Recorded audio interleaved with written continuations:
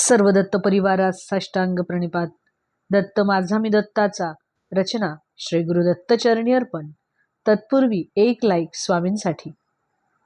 स्वामी म्हणतात, बाळा, अजून किती दिवस असाच तू एकट्यामध्ये रडणार आहेस? किती दिवस? थांबव आता हे सगळं. आणि तू किती दिवस दुसऱ्यांच्या बोलण्याचा, त्यांच्या वागण्याचा तुला स्वतःला मनस्ताप करून घेणार आहेस? तुला मी का रडण्यासाठी जन्म दिला आहे सांग?